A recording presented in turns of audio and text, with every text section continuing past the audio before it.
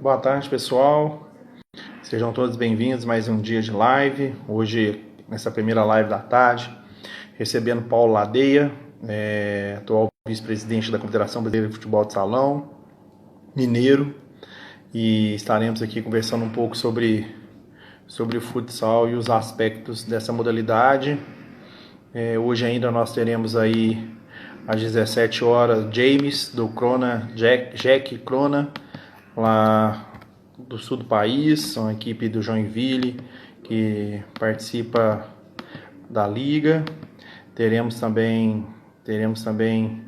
Fabrício da F8 Consultoria.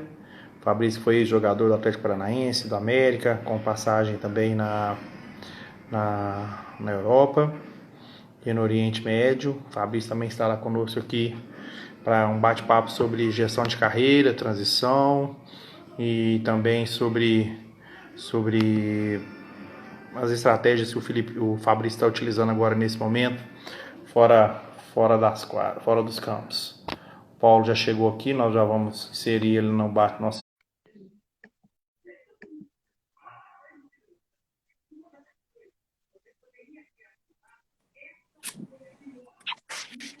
Fala aí, Matheusão. Fala, Paulo, boa tarde. Tudo bem? Paulo, desde já, tudo ótimo. Desde já queria te agradecer por você estar aqui conosco nessa tarde, né? Falando um pouquinho sobre a sua experiência no futsal brasileiro. Você que tem uma passagem muito importante, né? Dentro dessa modalidade, que a gente admira muito e gosta bastante. Já mandar um abraço para o Zé Raimundo aí, que já te mandou um abraço aí na live, já cumprimentou. E também agradecer a todos que estão participando desse momento. Obrigado, grande abraço para o Zé aí, que é nosso presidente. Tá escutando bem, Matheus? Meu medo é o áudio tá Tá ruim, ótimo, Paulo. né? Tá tranquilo, tô tranquilo. Então, só agradecer você pela oportunidade, tentar contar um pouco de história aqui e ver se a gente contribui para o pessoal e todos apaixonados do futsal. E antes, parabéns aí pela iniciativa de fazer as lives, cara. Tá bem legal mesmo. Tá conseguindo trazer bastante conhecimento para o pessoal durante esse momento de insegurança que nós estamos vivendo, né? Você está conseguindo aí trazer conhecimento e alegria para a gente aí, cara. Parabéns. Ô, Paulo, eu que agradeço. Tem sido um projeto bem dinâmico mesmo. Ontem nós chegamos, você é a 51ª 51, live, né? 51 live nesse projeto que nós criamos, com muito orgulho. Felizmente tem acontecido. Ô, Paulo, quem que é o Paulo e como que foi essa trajetória aí no futsal? Olá, Matheus. Sou o Paulo, hoje 32 anos, cara. Sou formado em Educação Física. Tenho alguns cursos de especialização na área, inclusive consegui fazer com você pela FGV, tá? Fiz alguns cursos de gestão, fiz pela Universidade de Futebol, pela CBF, pelo Instituto Olímpico Brasileiro, pelo COB, e consegui aí, dentro de um considerado curto tempo, passar de um mero estudante de educação física lá no início de 2009, aí até ano passado, em 2019, ser eleito vice-presidente da Confederação Brasileira de Futsal. Acho que não tem nenhum segredo, tá no momento certo, buscando sempre a capacitação para conseguir chegar onde a gente está hoje. Não me dou por satisfeito ainda, quero alçar voos maiores, mas acredito que nesse curto espaço de tempo conheci bastante pessoas importantes, interessantes, inteligentes e consegui chegar num dos cargos mais altos do futsal brasileiro hoje. Então, me sinto um vitorioso. Se pudesse representar o Paulo numa palavra hoje, seria vitorioso. Ô, Paulo, e além desse nível de capacitação que você vem conquistando nos últimos anos e contribuindo com a modalidade, como foi seu início no futsal brasileiro, né? Você teve uma passagem aqui por Minas, pela federação, depois você foi para a CBFS, como que foi esse projeto? Matheus, acho que tudo começou, cara, lá em 2009, velho, quando eu estava estudando ainda na faculdade. quando eu entrei na faculdade, eu queria ser técnico de futebol, velho. Ser técnico de futebol, falei, vou fazer educação física, vou ser técnico de futebol. Só que eu conheci o professor Pablo lá, Pablo Souza, Pablito, famoso Pablito no futsal. E ele me deu a oportunidade de estar começando no futsal lá. E sem saber nada, ele perguntou se eu queria ser roupeiro lá no time, eu aceitei. Fui conhecendo outras pessoas, conheci o Bernardo e fui conseguindo buscar alguns espaços. O próprio Bernardo depois me deu indicação para me entrar na Federação Mineira. Comecei lá de auxiliar administrativo, fui conhecendo, tive a felicidade muito grande de trabalhar com um dos grandes nomes de futsal brasileiro, que hoje já não está junto a nós, que é o seu Joventino de Pinto Tavares, seu Pinho. Aprendi muito com ele, aprendi muito com o Madeira também, que me deu a oportunidade de estar tentando algumas coisas diferentes lá no início, né? E a gente conseguiu indo, consegui virar depois superintendente da Federação Mineira, depois em 2015, 2014, desculpa, começamos uma situação onde as federações não contentes com o andamento da gestão da CBFS na época. Fui das pessoas que meio que organizou o movimento contra a antiga gestão, né, na época, ainda com a Aécio, com o Renan. A gente conseguiu juntar um número considerável de federações, 21 federações. Fizemos um movimento, acabou que o Madeira foi o nome de consenso lá na época e virou presidente da confederação. E eu já era vice-presidente aqui da federação na época, assumi o cargo de presidente.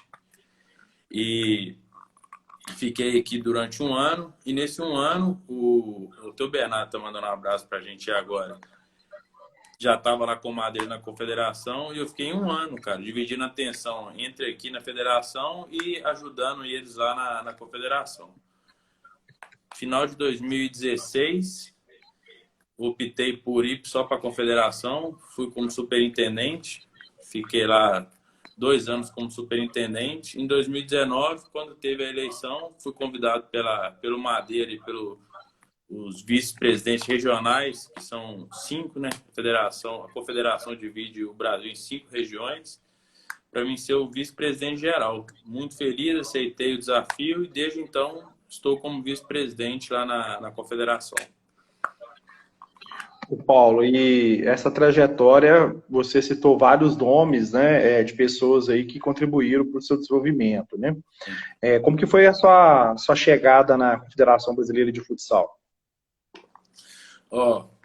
Eu tinha, como eu te falei, no início da minha carreira eu trabalhei com o Bernardo e depois na federação eu trabalhei 6 anos com o Madeira. Quando eles foram para lá, para Fortaleza, acho que eles sentiram um pouco a necessidade de ter pessoas de confiança deles, porque era um cenário, entre aspas, obscuro, né? Eles foram para uma situação, para uma terra distante da realidade deles, sem conhecer quase que ninguém lá. Conseguiram o apoio de alguns funcionários, em especial a Súria, que hoje é um dos pilares da Confederação Brasileira de Futsal. E eles sentiram, acho, a necessidade de ter mais alguém. Em paralelo, eu tinha aqui uma equipe muito boa na federação, entre elas o Zé Raimundo. O Zé Raimundo praticamente tocava a federação já aqui para mim. E eu ia muito lá em Fortaleza, cara. Quase que 2, 3 viagens por mês, ficava lá com eles. Acabou que eu assumi uma parte da seleção nesse período, fazia a parte administrativa junto com o Reinaldo. Reinaldo na supervisão técnica, eu fazia a parte administrativa. E acabou que chegou um ponto que aí, Levi, eu fiquei naquela situação, cara. A gente tava com um cobertor curto, ou tampava a cabeça ou tampava os pés, velho. Aí optamos por aceitar esse desafio, mudei lá para Fortaleza. O Zé era meu vice aqui já na federação, assumiu e continuou tocando aí a federação desde então.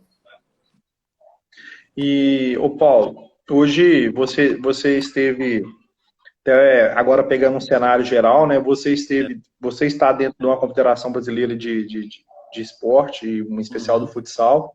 Como que você tem visto, né, as confederações, o movimento das entidades do esporte tendo em vista que se fala muito na falta de recurso hoje, né, e não nas soluções que precisavam ser desenvolvidas para preencher essa situação de recursos que faltam para o esporte.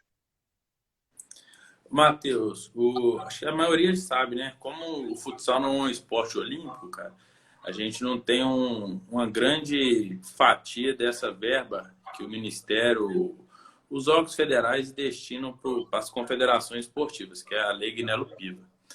A gente até fez um movimento junto com o Felipe Drummond lá, o deputado Bacelar em Brasília, de uma frente parlamentar, onde a gente pleiteava o futsal ser incluído dentro dessa fatia de esportes olímpicos ou de criação nacional.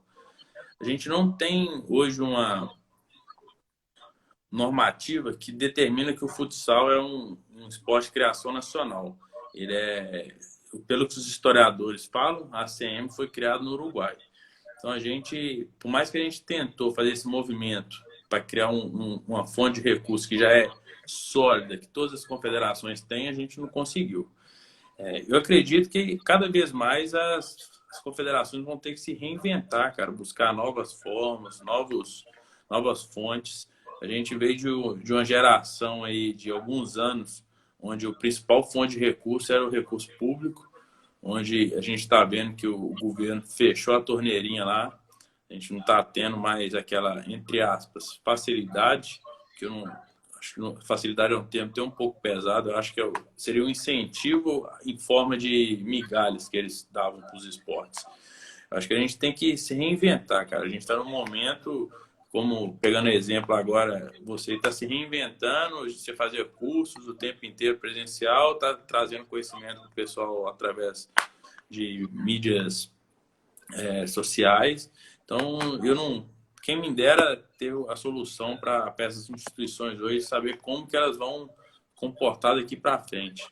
A gente sabe que eles vão ter que se reinventar, o dinheiro privado, a gente cada vez mais vai ter que justificar para as empresas por que elas vão aportar o valor para a gente.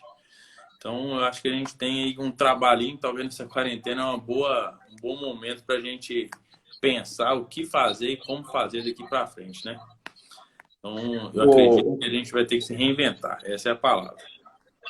Ô, Paulo, e quais foram os primeiros desafios que vocês enfrentaram quando vocês assumiram a Confederação Brasileira de Futebol de Salão? Matheus, dá para a gente fazer uma live de quase 10 horas aqui, cara. Se eu te contar cada história que tinha lá. Resume. Eu vou tentar falar desde os mais simples, cara. Como você sabe, quando a gente foi lá, foi através de não foi uma coisa tranquila, né? Foi uma transição um tanto quanto turbulenta. Quando chegamos lá, não tinha sistema de informática, não tinha histórico de nada, cara. A seleção tinha perdido as datas do Globo, que a seleção hoje é a maior fonte de receita da confederação. Estava uma terra arrasada, né? Então, eu colocaria a principal dificuldade foi a gestão. Durante muitos anos tivemos grandes recursos através dos Correios, do Banco do Brasil. Poderíamos ter investido mais na estrutura da confederação, investido mais para os atletas, nas competições, e deixamos, quando eu falo deixamos, é porque a gestão que estava lá, as federações faziam a fiscalização e, por N motivos, não fizeram, ou fizeram de formas não tão corretas, e acabou criando esse cenário. Então, eu colocaria a principal dificuldade que a gente tinha lá é a parte de gestão, sem saber o que era, onde estávamos, quem que a gente devia. Todo dia chegava alguém, batia na porta e falava, tá me devendo, cara, tem uma carta aqui que você me deve. Então, foi um cenário onde a gente não sabia onde poderia pisar e como pisar. Acho que foi a grande dificuldade.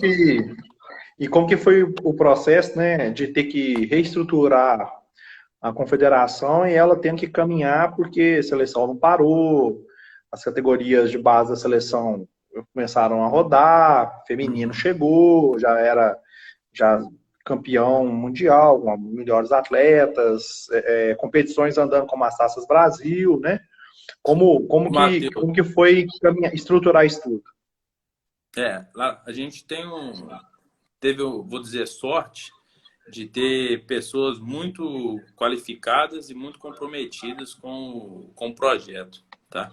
A gente não tinha uma equipe muito grande, a gente tinha uma equipe aí de aproximadamente umas 12 pessoas, contando todo mundo, e todo mundo vestia a camisa literalmente e se entregava ao máximo, tá?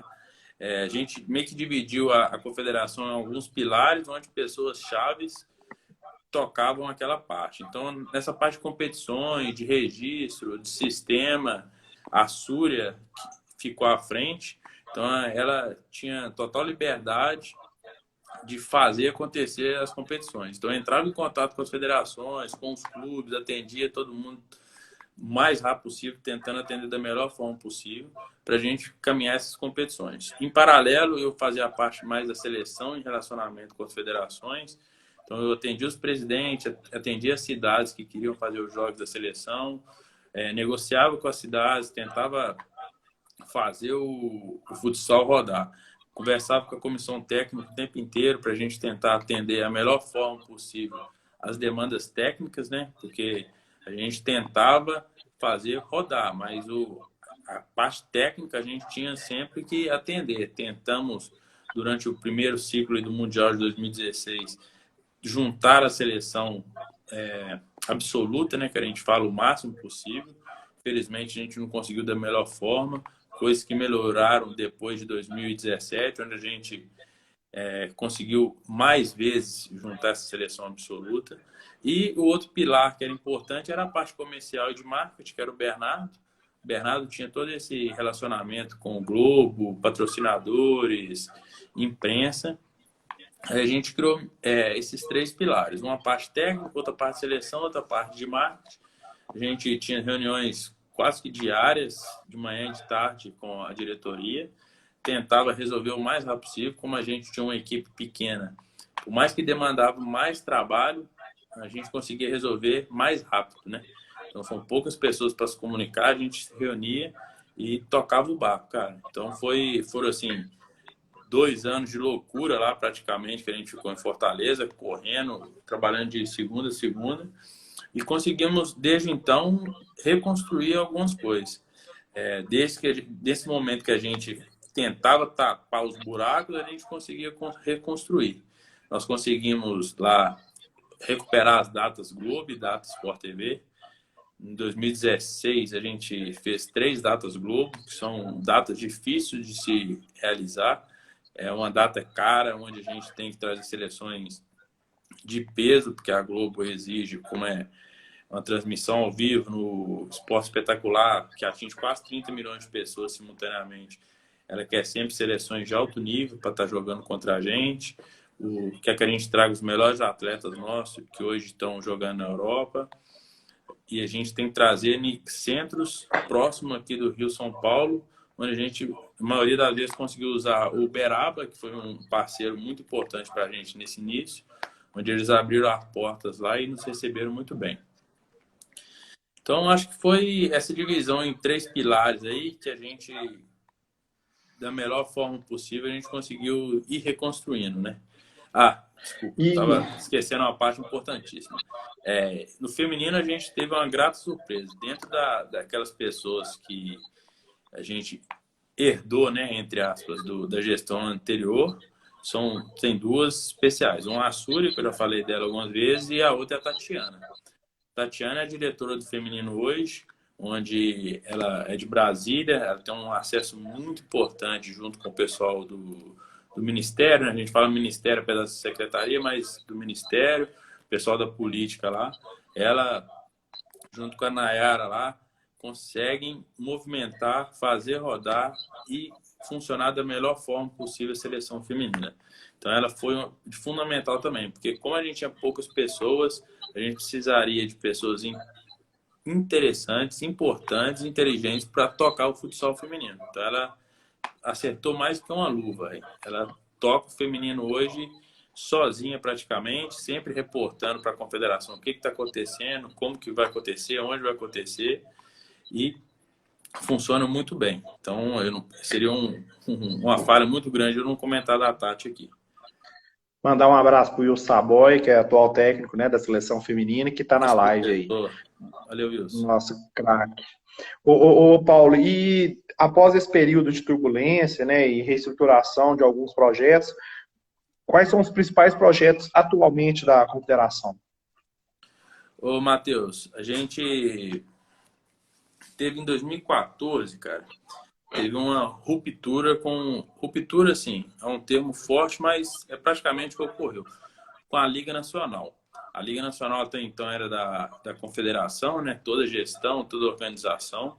Em 2014, na turbulência toda que teve com a diretoria anterior, a Liga começou a caminhar um pouco sozinha, em paralelo com a Confederação. A gente é parceiro dela, ela faz a parte, a gente faz para ela a parte de arbitragem, a parte de inscrições de atletas toda, tá?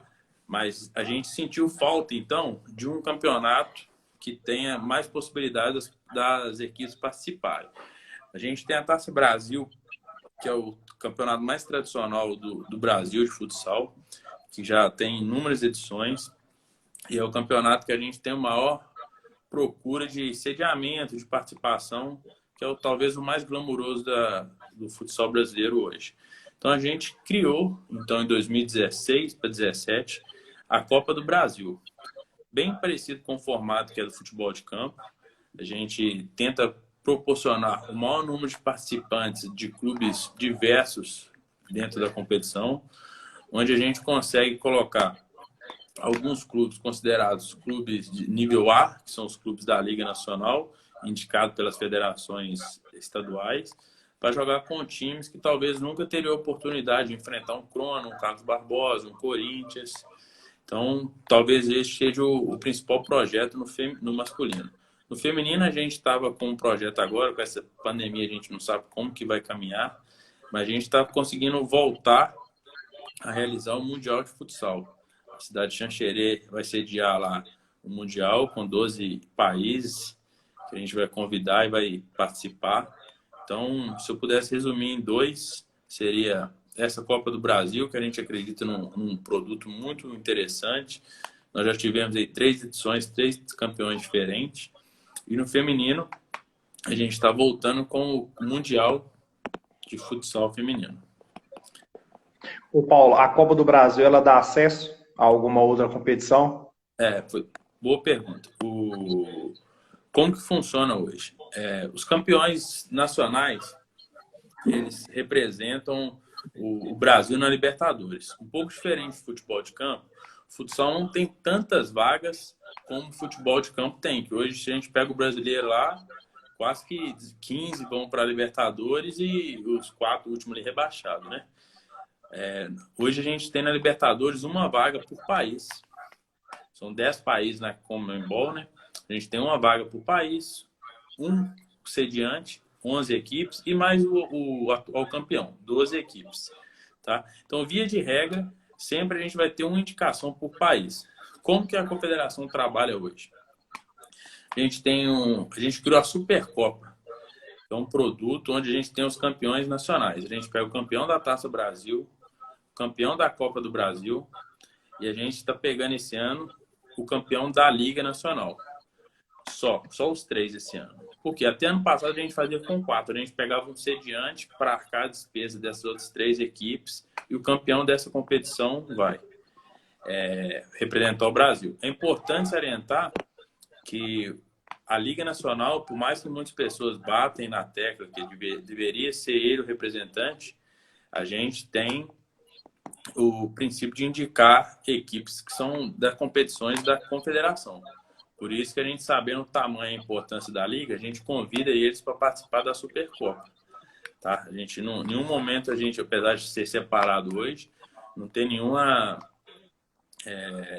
indisposição de dialogar, de conversar, de estar trabalhando junto. Pelo contrário, eu particularmente tenho grandes amigos lá, o próprio Bernardo, tá lá, o Taveiro, o Cladir lá, o Francis que entrou com a gente na live, que é no começo da live.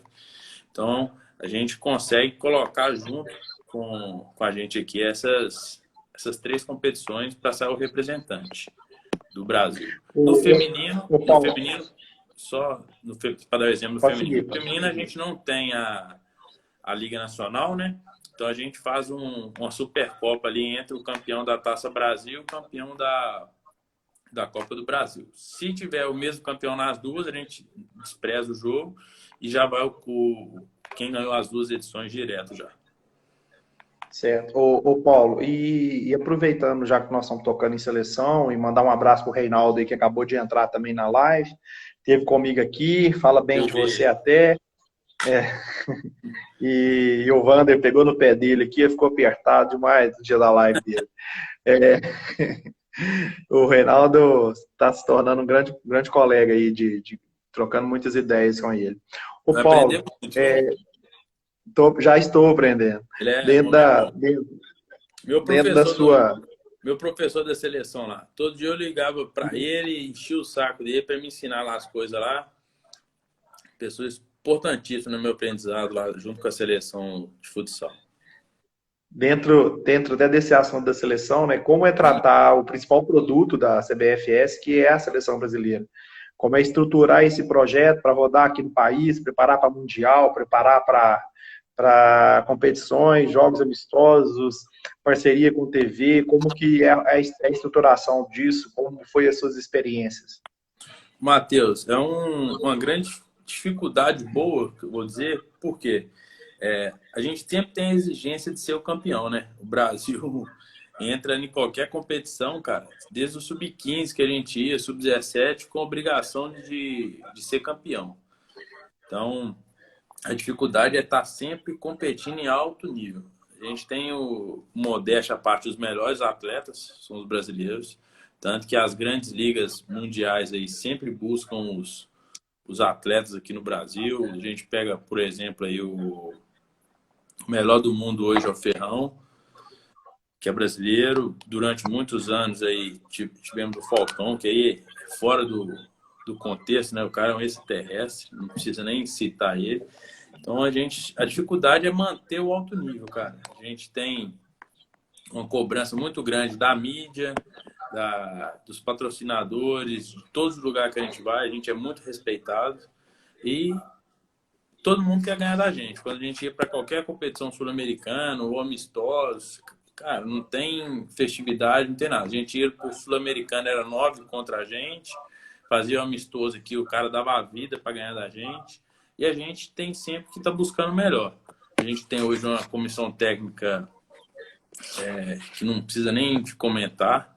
O Marquinhos Xavier é referência, o Ferretti, que é uma lenda viva, o Reinaldão aí, que já são 11 ou 12 mundiais já. Não dá nem para contar nas mãos do homem já. Tem o João na parte de preparação física. E o feminino também, o Wilton, o Coelho, o Atati, a Nayara. A gente tem pessoas importantíssimas. Em relação à parte da imprensa, que você me perguntou também, é uma relação onde a gente tem muito respeito, a gente preza pela verdade sempre com eles, e a gente tenta atender eles da melhor forma possível, sempre passando informação quando possível. De vez em quando a gente não pode passar algumas informações, tem que segurar um pouquinho, mas a gente acredita que está conseguindo ir bem. A gente teve no último ano uma perda grande, que a gente não conseguiu fazer os jogos da TV Globo, que são importantíssimos, tanto financeiramente quanto para a divulgação do esporte para a gente aqui. Mas, enquanto partida, na parte técnica, a gente conseguiu fazer algumas discussões para a Europa, conseguimos enfrentar grandes equipes, Portugal, Espanha, a Polônia lá. Então, a gente acredita que é difícil, cara, porque a gente quer fazer sempre a melhor seleção, dar a melhor condição técnica para a comissão técnica. E, em paralelo, a gente tem que tentar atender demanda financeira, de mídia, que muitas das vezes a gente acaba que tem choque de datas e a gente não consegue. A maioria, não sei se sabe, a gente, para fazer jogos, a gente tem algumas datas que a FIFA e o Conmebol libera para a gente, tá? Então, são datas FIFA que a gente chama, tem o tipo 1 e o tipo 2. Tipo 1 são 4 dias só, tipo 2 são datas de 10 dias. Então, muitas vezes, esses amistosos que a gente faz são do tipo 1, mas muitas vezes inviabiliza a gente fazer os jogos aqui no Brasil, porque tem que ter uma logística enorme. O cara tem que... Os clubes lá da Europa só libera o atleta no último dia, então é um dia de viagem. O cara tem que chegar aqui no segundo dia, treinar, jogar no último dia e ir. Então, muitas vezes a gente não consegue fazer esses jogos aqui com nível europeu por questão de logística mesmo. E as outras datas grandes, Conmebol, FIFA, geralmente usam para fazer eliminatórias, uma competição maior. Então, por isso, muitas vezes a gente sofre de não conseguir trazer a principal seleção nossa aqui para o Brasil, mas dentro do possível a gente está conseguindo trazer sim.